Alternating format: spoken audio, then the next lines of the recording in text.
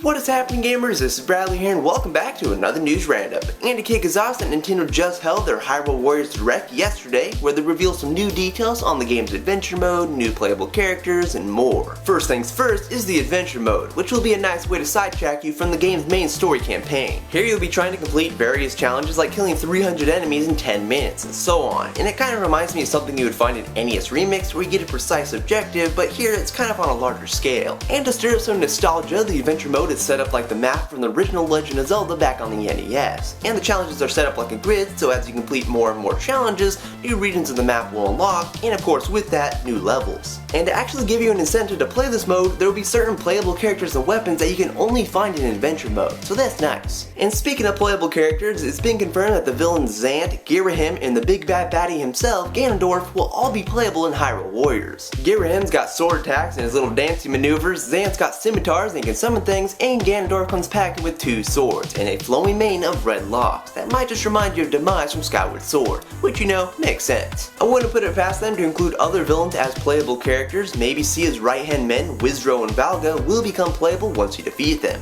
Or hey, maybe once you beat Hyrule Warriors, Sia will become playable. We don't know. Now, we already knew that there would be DLC costumes in Hyrule Warriors, but what we didn't know is how Nintendo would distribute them. The Ocarina of Time set, the Twilight Princess set, and the Skyward Sword costume set will all be pre-order bonuses at select retailers. Which retailers those will be, we don't know. But Ganondorf will also be getting his own costume set that will be free for Club Nintendo members who register the game within the first 4 weeks of release. And if you happen to live in Europe, Australia, or New Zealand, Nintendo will be releasing a Hyrule Warriors limited edition set that comes bundled with Link's scarf from the game, and it will be sold for £50 at participating retailers or Nintendo's UK online store. There isn't any word of this limited edition set being released in North America, and I'm not exactly sure how the DLC stuff is going to be distributed in Europe, but I am getting fairly excited for Hyrule Warriors. Oh, and also, Tecmo Koei failed to mention anything about the games online during the Direct, but the official Japanese Twitter account for Hyrule Warriors did confirm that the game will not support online cooperative multiplayer, but that doesn't mean there won't be any online multiplayer in the game,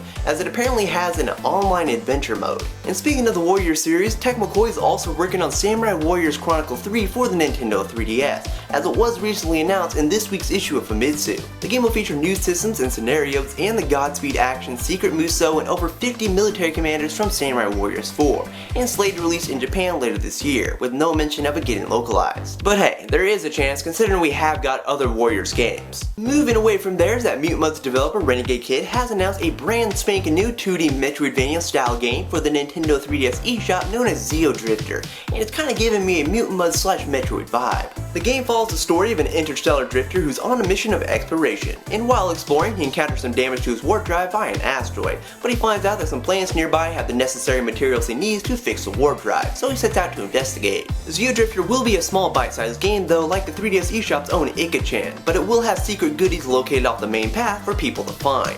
And if you want, you can scan this QR code right here with your Nintendo 3DS to view a screenshot of Xeodrifter in 3D. But if you've been looking forward to Renegade's other 3DS eShop title Treasure Knots, you may be disappointed to know that the game is kind of on hold right now until they finish up Xeodrifter. But anyway, Xeodrifter is looking like a pretty cool game from the little we've seen of it. And finally, it's been confirmed that Etrian Odyssey 2 is being remade for the Nintendo 3DS. I know like little to nothing about the Etrian Odyssey series, but the story mode is going to be returning and it's slated to release in the winter of 2014 in Japan. There is no word on a localization for this game yet, but considering Atlus has localized other Odyssey games in the past, maybe they'll do it with this game too. But that will bring us to the end of the news roundup. If you like what you saw, please give this video a thumbs up and add your favorites and all that good stuff, and you can stay tuned for more news videos, video reviews, and that's on me for episodes in the future. But I will talk to you later in the next video, guys. Bye!